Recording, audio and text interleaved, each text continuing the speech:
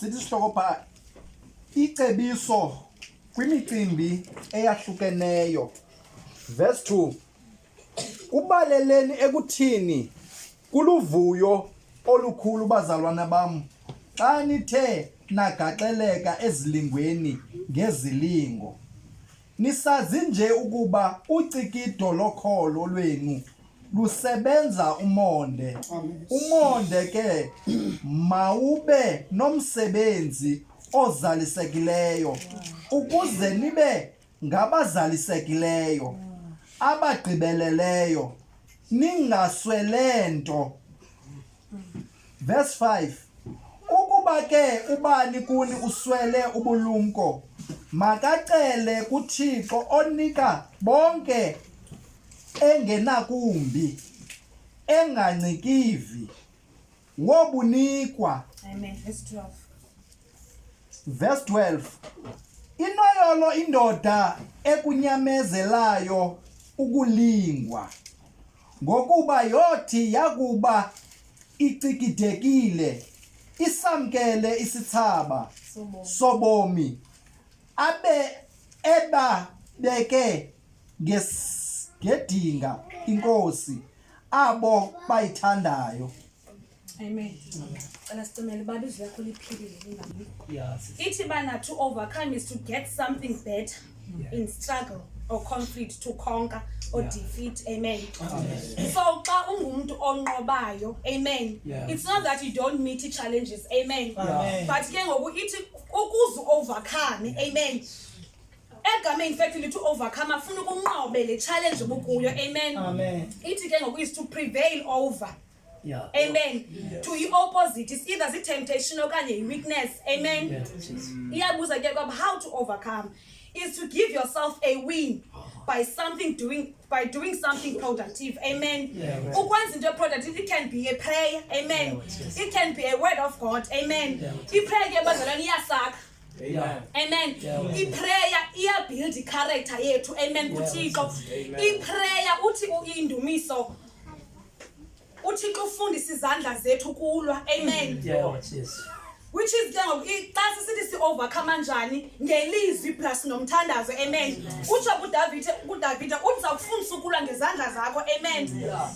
Safunda inotes zami ne? Okay. Ithi ke ngoku you must give yourself a fresh start. Amen. You must give yourself a fresh start. But okay, bethekile apha. Ne? Mandiphinde ndiqalele ke kwakhona. Uthi unyana wolahleko bana sapha dade isabelo sami. Amen. Wanika unyana wolahleko isabelo sakhe. Emva kwako wayozibhubhisa ithi iBhayibheli. But into wafumana ukuziqonda, meaning you giving yourself a fresh start. Bamnasekela ndibethekile apha. Amen. Ithi wafika wathi ndonile kuwe dade namazulu. Amen. Emva kwako wathi wamambathisa ingubo. Wamnika etshekisiweyo. Amen. So in order for us singabantu abatsha, siziqonde ba okay so nile. And lamandla sisawafuna. We need to admit. Bana ever Thixo mani ndimoshile apha. And ndiyayithanda apha kuverse lenduka. Kuverse I think u4. Uthi bana if any of you lacks wisdom, uthi ask generously. Which is zingisa umcela bathixo ndicela ubulumko. Amen. Akho mntu nguclever evangelini. Amen. Ingehla kum namhlanje ngom sizawuphinda ihle kuwe. Amen.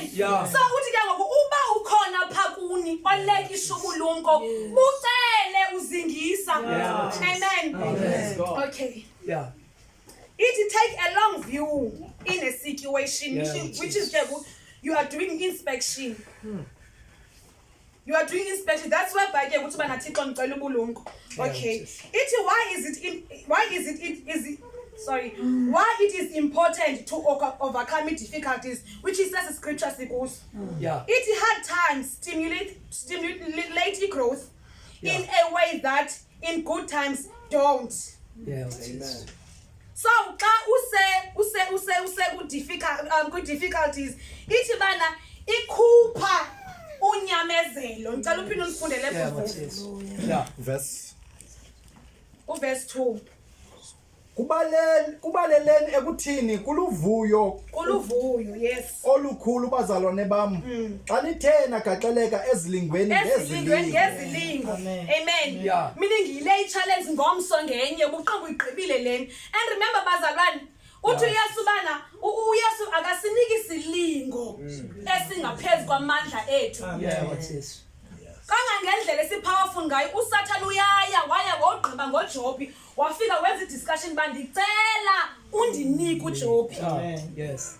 Because yayazi solemn ba akakwazi ujikela ngapha koThixo ave sikothatha uJobi. Yeah. Meaning that uThixo sibiyela bazalwane xa sithi aba.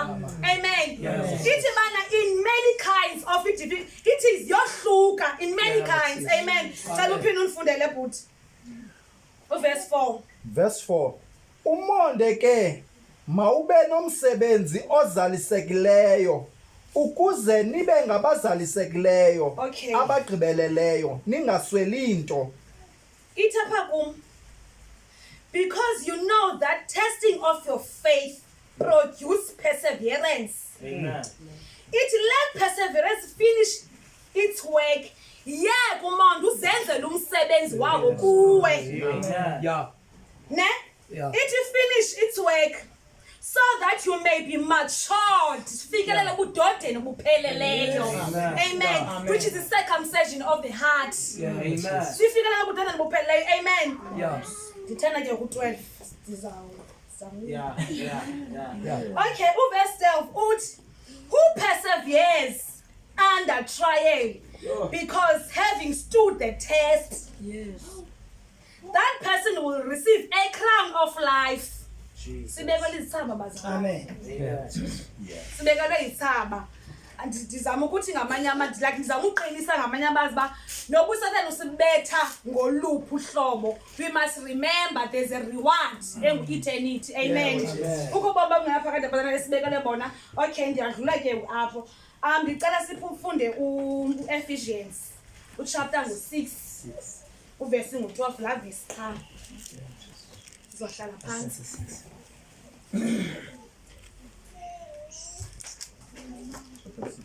Yes. That's 12. Ncwadi yama-Efese chapter 6 verse 12. Isisihloko phaya sithi isikrweqe somKristu. Ngokuba umzamo wethu asingokuzamazamana negazi nenyama, ngokuzamazamana nazo izilawuli, nawo amagunya, nazo iziphatha hlabathi zobumnyama balo eliphakade, nayo imikhosi yomoya abakhohlakeleyo kwezasemazulwini indawo. Umzamo wethu bazalana lo. Asilwi naphila. Amen. Ndike ndathi endlini ngenye igame ndithi kuphindiwe uba masithandaze sivuke ekuseni akho manje uvuka abazalwane. Yeah. Sivuke ekuseni ndisuke eflatini ebheki ngendlini. Ndaqala ndoyika uphuma eflatini ndendlini. So ndifika apha ndishare izinto ndithi uba besinoyibamba ngale mentality ethi njebe sivuka apha sizo-initiate ubomi bethu kuThixo. Ndithi uyayazi uba amagqirha awakhathalelanga noba iwendi njani, in fact ayabethwa xa bengawenzanga umsebenzi. Ndithi xa ungafuni uthandaza uyaba kukho umuntu ogqibela wena ngobomi bakho. My God. So ndithi ke xa singazokwazi phinde ukuhlala singathandazi kuzawumoshakala, kukho umuntu ozawugqiba ngobomi bethu. Uzibona usenza izinto engazifuniyo because khange uthetha bona phezu kobomi bakho. Umzamo wethu asili nanyama nagazi, ukhona kwabagqiba khona emkhathini. Amen. Ndithi kuphinde kufuneka sivukile apha ukuze into zethu zilunge, siclaim ubomi bethu, sizibize ngamagama esinto sizifunayo. Amen. Cela sifunde ke kokugqibela nizohlala phansi. uTimothy wesibili uchapter ngo-4. Ayisowusho abantwana bathi bebephethe ukabazalwane ipeni namaphepha because ucaca uba sisempini nyhani and ke ngoku yonke labona le conference I think uthi uzama udeclare uba there's a war ezayo and izoba nzima kakhulu bazalwane ukuba kunothwa siyayibamba lento sizonqoba ngayo uKristu. So uba bekuthiwa abantu abatsha bebephethe iBhayibhile okanye I think ikhona iclip bazama ukukhuphela zonke ezi scripture down baphinde bazifunde sifunde. Amen. Timothy wesibini chapter 4 verse 7 sihlala phansi. Timothy wesibini chapter 4 verse 7. Umzamo omhle ndiuzamile, ugqatso ndilufezile, ukholo ndilugcinile. Amen bazalwane, ukholo bazalwane uyagcina. Upholi lo, upholi usemdala. Uyabona ixesha lakhe lifikelele kupheleni. Amen. Uthi umzamo omhle ndiuzamile. Uthi ugqatso ndilufezile nokholo. Ukholo ke bala liyagcinwa. Itsho apha. Itsho apha kula verse besifunda kuJames. Ithi bani persevere umonde uzofikele kudodeni obupheleleyo. Ube matured, which is ke xa umatured ugcina ukholo. Amen. Ukholo ke yinto ehlahla likilahleke because iyatestwa. Amen. But uthi Paul through it all dilugcinile ukholo. That means lento it's not that awuzogaxeleka ezintweni, but uthi uPaul umzamo wam nduzamile futhi ugqatso ndulufezile, ukholo ndilugcinile. Amen. Nange ishinda.